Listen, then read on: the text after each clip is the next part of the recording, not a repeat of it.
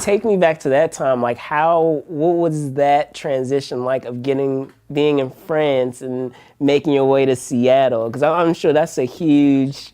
It was I always often talk about how I was reborn, really. It's like coming to the world again, once again. Right. Particularly since I didn't speak the language, I had to relearn everything. It was very scary. I remember my mom called me just before I went into the plane, and she called me, like I didn't have a cell phone, but at the time, and cell phone was still a very rare thing, and that's how old I am. Anyway, and so my mom had managed to call me through the airport just before I reached security, and I was able to see my plane, and and she, the airport, and I go, there's a call for Charles-Henri Avelange.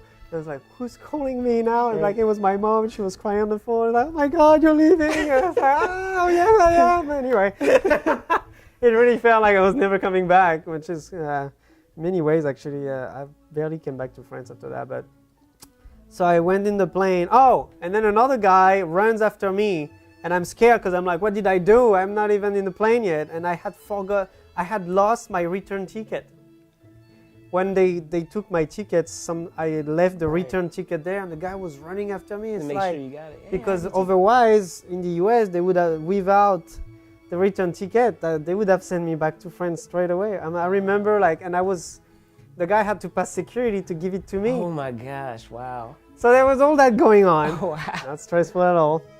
And so then I fly from Paris, and I first land. I think I was in Washington, D.C. was my first stop. And then I was switching plane to go Washington, D.C., Seattle. And so, I arrived, so you have to change plane, you have to go through security again. And then the security guards wait for me.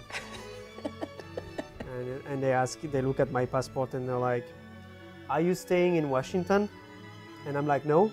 Because this thing, French people don't understand that there is Washington, D.C. and Washington State. Sure. And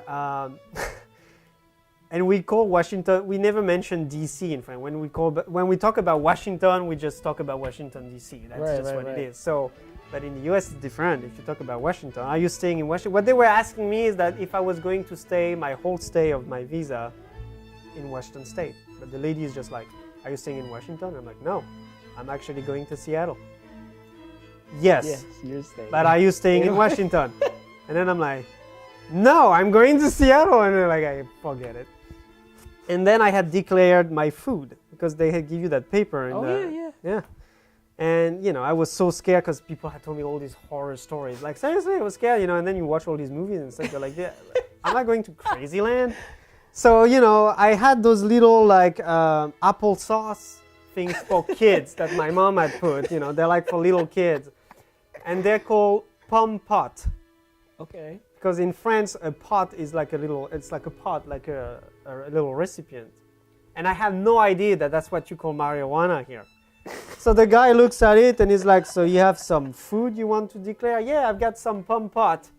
The guy's like, whoa, they start bringing the dogs, hooking me on the side because he heard the word pot.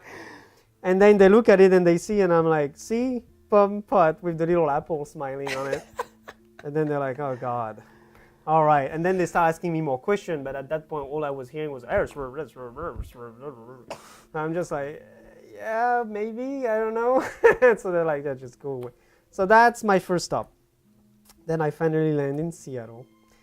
And within the first couple weeks, I landed a gig with Microsoft because my cousin was giving French lessons to a Microsoft guy. Huh.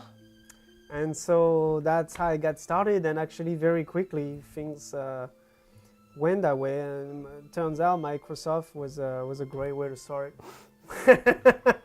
And so and that got me to stay in Seattle for almost 8 years.